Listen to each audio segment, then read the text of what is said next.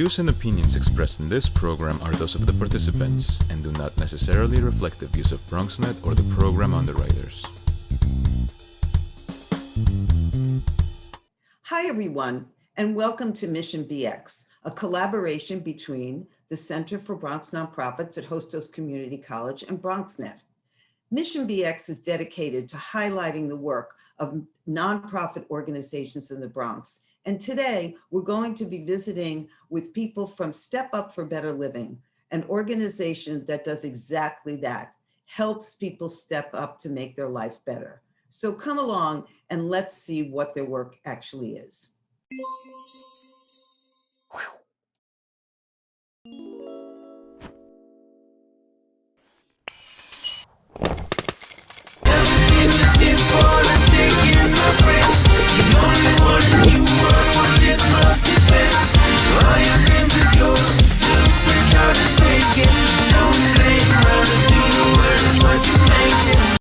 Hi, welcome to Mission BX.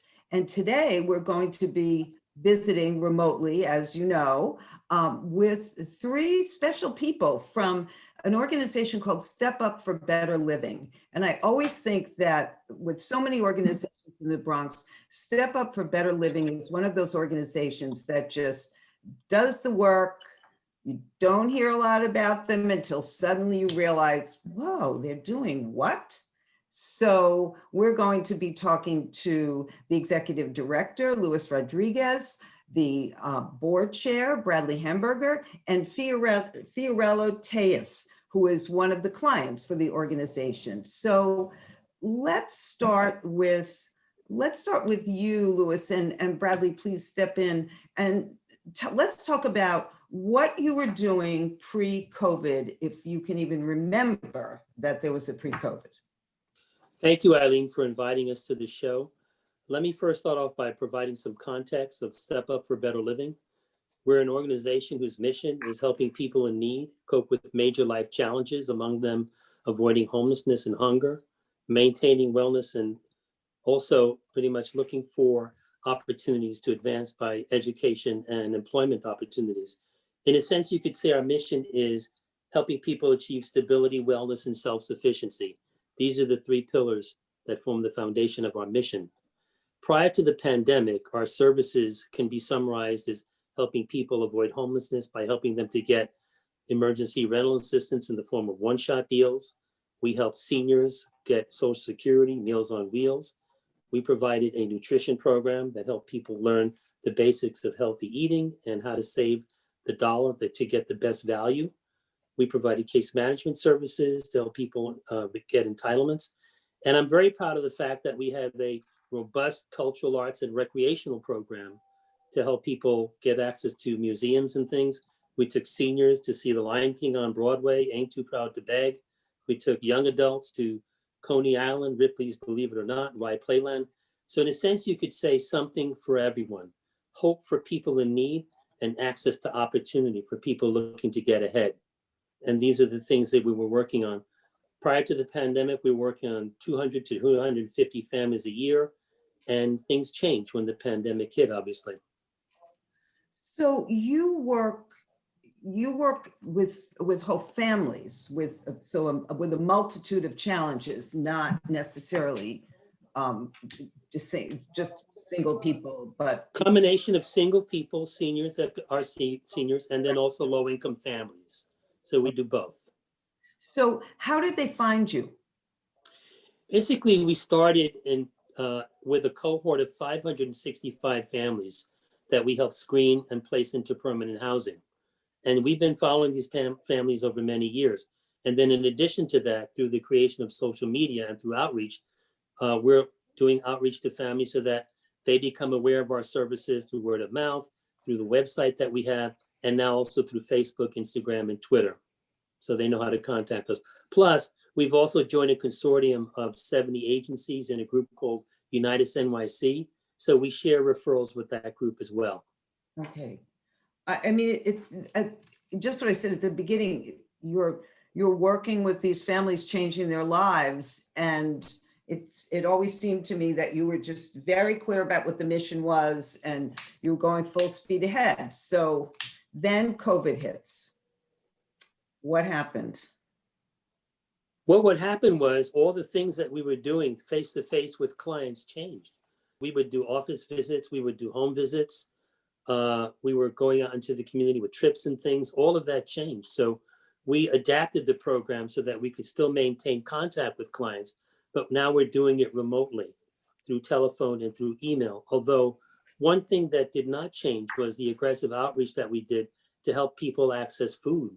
We networked with food pantries, and we were also out there handing out food directly with nonprofits to families that needed them. We did pop-ups over the summer for 3 locations, and then we did a Thanksgiving distribution of gift cards to 1,200 families. And I can tell you that the major change was the creation of the Emergency Food Fund, which was the inspiration of the board. It was actually Brad's idea that came up with the Emergency Food Fund. So Brad, can you tell us about that? Because I was so amazed that, not that boards don't have an impact or great ideas very often, but I do have to say that during this time, I was talking to some nonprofits who told me that they never heard from their board members for months at a time. So when Lewis told me about you, I said, what? That's the Miracle Board members. So tell me about your thinking and how that all evolved. Well, first of all, I just want to thank you, Eileen, for doing this program, because I think one of the missions that Step Up has is collaboration. And what I love about what you do here is you're shining a light on all the good deeds that all of the not-for-profits in the Bronx are doing. And by doing that, you're helping them collaborate with each other. And that was one of, I think, the successes that we had with our Emergency Food Fund.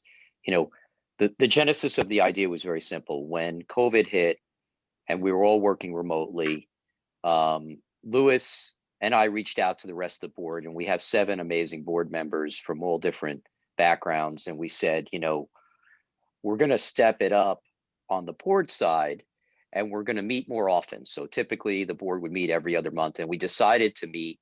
We literally met every other week during the early part of the crisis, starting in late March, throughout most of the summer. So either we met as a full board or as subcommittees.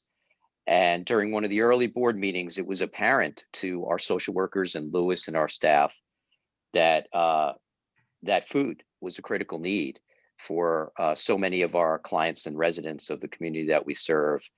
And I had been working in other boards and talking to other people, and I said, well, let's set up an emergency food fund, and let's reach out to our partners or the other not-for-profits out there and find out what's going on and how we can help them. Because we don't have, let's say, the infrastructure that a lot of the other community not-for-profits have, but let's find out what's going on with the food banks. And what we found was that more than 40% of them had to either curtail their activity, shut down, or restrict. You would think there'd be more food, that they would be able to open their doors up for longer and serve more meals based on the need, but they didn't have the resources. And we, as an organization, had the financial resources to do it. So we set up the Emergency Food Fund. We said we were going to pledge $500,000 up front and set a goal to raise $5 million to continue to support the community. And the first thing we did was we set up partnerships with these local other not-for-profits. And I know the other famous Eileen from the Bronx, Eileen Torres from Bronx Works. She was one of the first organizations that we connected with, and they have that great food choice pantry. And that was only open, as an example, that was only open every other Saturday. And we said, we did a quick Zoom call with her team, and Lewis set it up, and we immediately figured out we could just open up that pantry every Saturday instead of every other Saturday. And that had an immediate impact on the community. Yeah. And then we did partnerships with Part of the Solution, POTS, Morrisania Revitalization Corp, and New York City Auxiliary Police, and other local food banks. And we got money in the hands of existing organizations that could, you know, put it to use right away and help the community. So that's what we did. And did you have relationships with these organizations before, or did you really look for people you could connect? Well, I give all the credit to Lewis and our staff. I mean, you know, you guys have had a relationship for a while and you know each other. And Lewis is terrific. He's amazing at outreach, and he picked up the phone and he got to work immediately. And he found these connections in these organizations. And I was able to find a connection through a good friend of mine, Rakesh, who was working with the food bank for New York City. And so we did a Zoom call with them, and we found out that they have, and still have, by the way, the capacity to deliver trucks of food to pop-up distributions throughout New York City. They get money actually from Feeding America, which is kind of this giant organization that just seems to rake in money and give it to food banks all over the country. So that got funneled to the food bank in New York City, and then we set up pop-up food distributions to the buildings where our residents live. And we did 3 of those, and we served over 1,400 families with pop-up distributions this summer.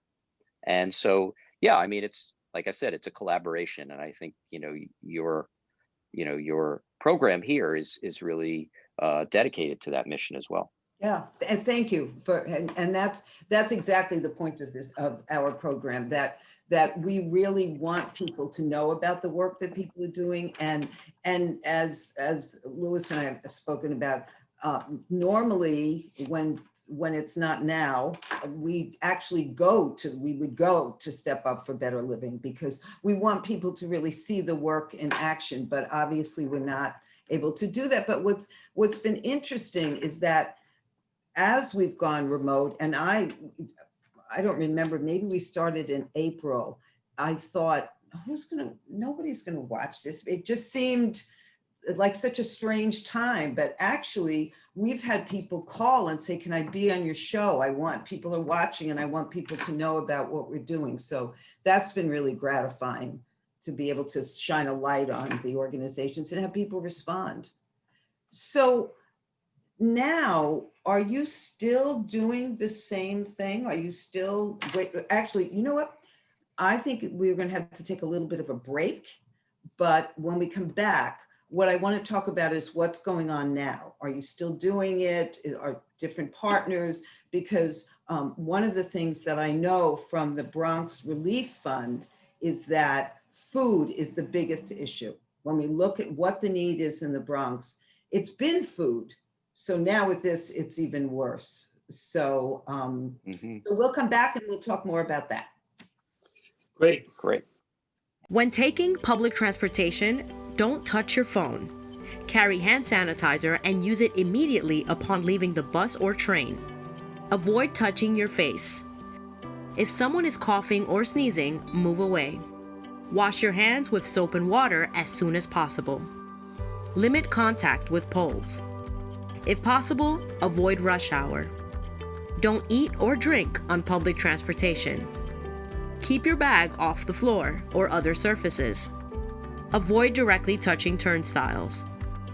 Stay up to date with the latest from your local health department and CDC.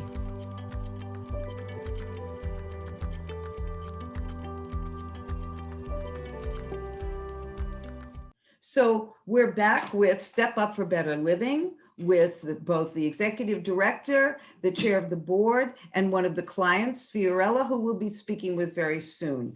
So we've been talking about how you got into the food business, and what's going on now? Because I know that the need is still very great. So moving forward, I'm going through a process with the board for developing the budget for this year. And right now the plans are to expand the partnerships that we have with the food banks. So in 2020, we worked with 9 food pantries, and the goal for this year is to expand the number of pantries that we're working with between 15 and 20, so that we can expand our outreach to the clients served. And then beyond that, what we want to start looking towards is developing a mutual aid network in a way that prospectively we can look at what are some of the needs of these food pantries. We know that in our discussions with them last year, many of them described the fact that they didn't have enough personal protective equipment. Staffing was a big issue with food pantries. They didn't have enough staff. And then of course, access to food. So we stepped in and tried to fill the gap in those areas. And so we're thinking that we need to expand that to continue to have an impact. because the problem has not gone away. No. In fact, even before the pandemic, people were struggling to put food on the table. So strategically, the goal will be to expand the number of food pantries that we're working with, and then move towards getting a better organization of how they work and see if we can address some of the gaps in services that they have. Right. I know that I know that there are organizations that weren't having anything to do with food that moved in that direction because they had to, and still when you see the lines 2-3 blocks long of people trying to get a bag of food, a box of foods, that it's extremely difficult. And so as you look at your budget and as you look ahead, are there other areas that you're looking at and saying, well, we have to up what we're doing in that area, or we have to move? I think what we did I'm sorry, Louis, but I think what we did in the Thanksgiving pop-up, we did a gift card distribution. So what we looked at was, how to solve that last mile crisis and get food in the hands of people who need it immediately. And so, as Louis said, we're looking at, used solutions that are novel, as well as ones that are currently being used. And we're not taking anything off the table. So to the extent that there's a solution that makes sense, we want to act as a facilitator, problem solver, and collaborator for those organizations that we partner with, and get food in the hands of people who need it. So we're open to all ideas, and we're going to continue to work, as Louis said, with as many organizations as we can. Yeah. And Fiorella, let me turn to you. Thank you again for doing this. And so how are you involved with all of this? Thank you for having me. I've actually been part of Step Up for Better Living since 2007. I was in a homeless shelter with my 1.5-year-old. I was 22, and I was applying for apartments. And I had applied for one particular apartment at Knickerbocker Management. And when I went to apply, I met Twala Waters. She introduced herself to me and explained that she was with Step Up for Better Living. She gave me her card, and she told me that she wanted to help me with my my housing and make sure that I was able to acquire stable housing and able to move into this apartment. And in the process of all of that, it took me a few months. I waited for management to call me back. They called me. They told me I was accepted for the apartment. I called Twila Waters and let her know, and she helped me with the subsidy that I had in order to stay here. She didn't just help me with that. She kept in contact with me. She provided me resources for food pantries, clothing for me and my son, anything from public assistance to my rental assistance. And the program I had was a 6-month Advantage program. And at the end of the program, I would get my HPD. And during that time, I was sent 2 eviction letters. And I was concerned because I understood that the program, as long as I complied with the program, that at the end of the 6 months, the money would be matched. And I called Twila Waters and I explained to her what was going on. She was able to help me call management, get the ledger, I believe it's called, the rent breakdown, and prove that I was doing my part, that I was complying on my side, so that I didn't lose the program that I was getting. At the end of the 6 months, when I moved in, unfortunately, before I moved in, I went to sign my lease, and they would not allow me to sign my lease. And the reason was because the certification paper that I had was not valid, and they were not giving me time. Management was not giving me time to go correct the document. So I called Twila Waters. I asked her to come over and help me, and she was in the office next door. And somehow she convinced this woman to give me 1 more day, because there was no way that I was going to make it to the courthouse and back in that short amount of time. And I was able to sign my lease. I was able to move in, even with all the issues that I had with the management.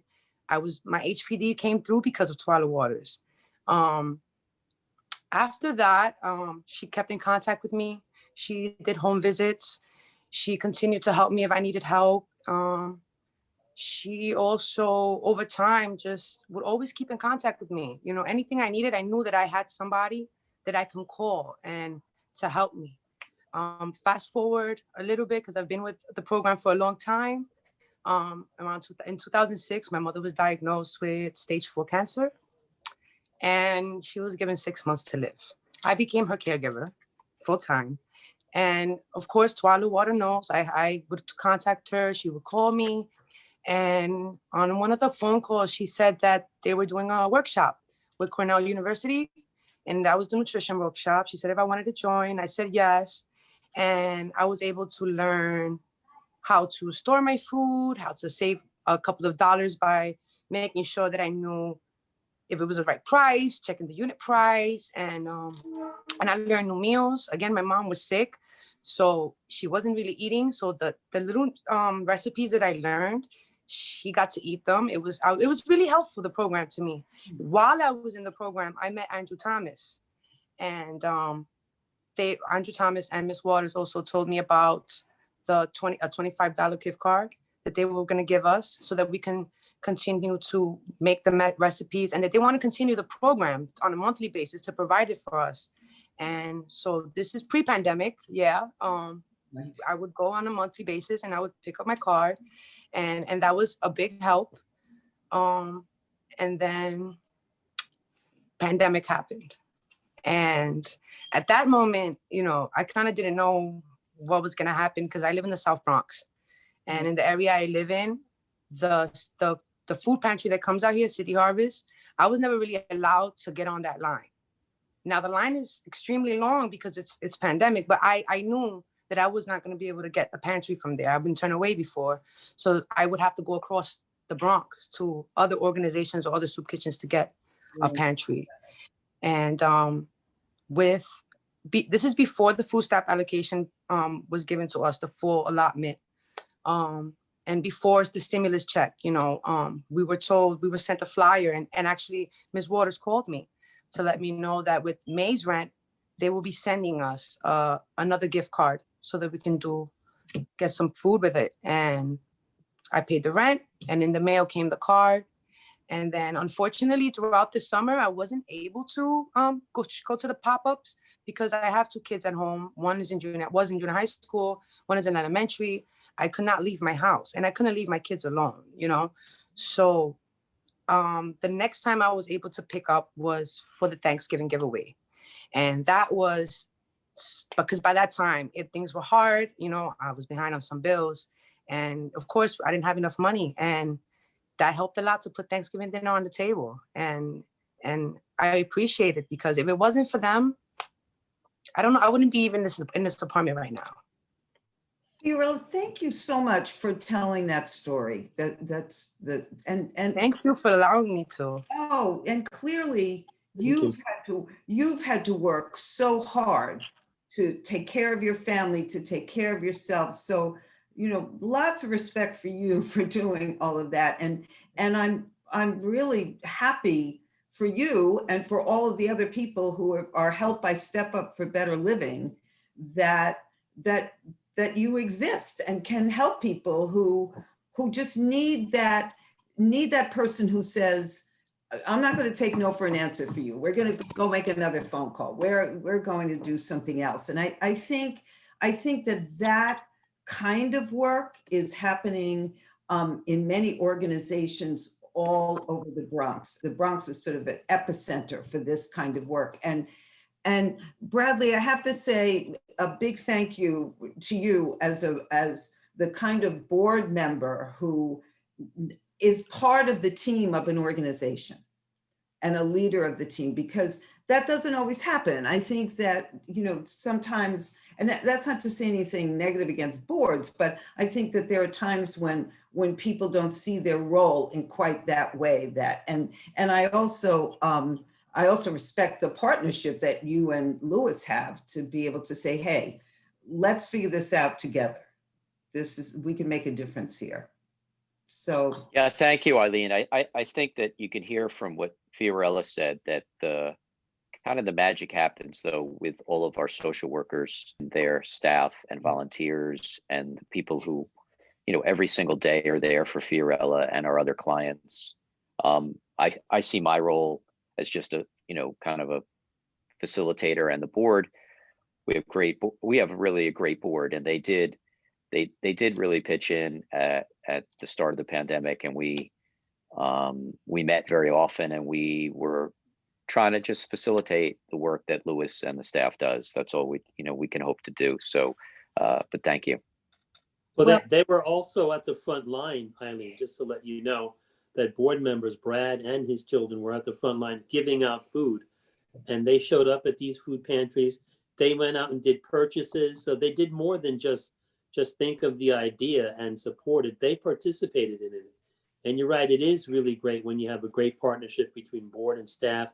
And then obviously to see that the clients benefited, it really is a very productive and well-rewarding community to be a part of. Yeah.